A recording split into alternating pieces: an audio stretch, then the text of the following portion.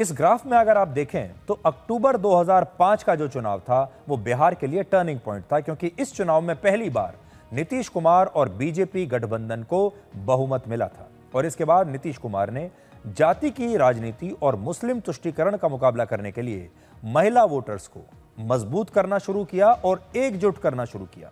पिछले 20 वर्षों में महिलाओं के लिए नीतीश कुमार ने कई बड़े फैसले लिए, जैसे वर्ष 2006 में स्कूली छात्राओं के लिए साइकिल योजना शुरू की, उन्हें साइकिल देना शुरू किया। 2016 में शराबबंदी लागू की गई बिहार में।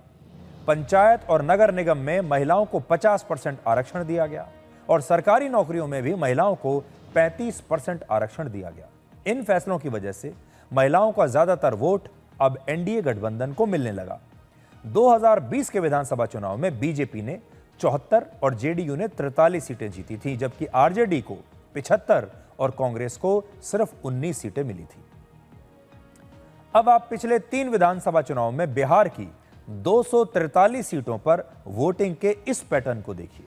बिहार के इस नक्शे में जिन जगहों पर लाल रंग दिख रहा है, उन विधानसभा सीटों पर महिलाओं ने पुरुषों के मुकाबले ज्यादा वोट दिया।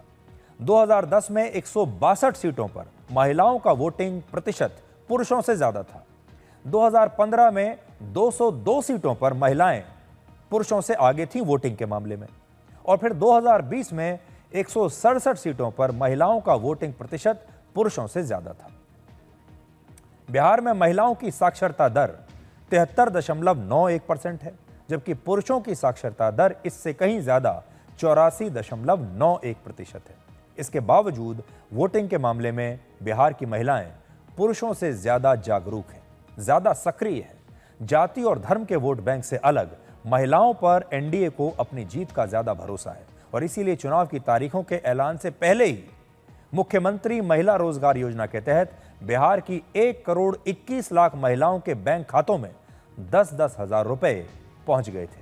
इस योजना का उद्घाटन सितंबर में प्रधानमंत्री नरेंद्र मोदी ने किया था, और बिहार में 2005 के बाद से आरजेडी की कभी भी बहुमत की सरकार नहीं बनी है। आरजेडी को कभी बहुमत नहीं मिला है 2005 के बाद।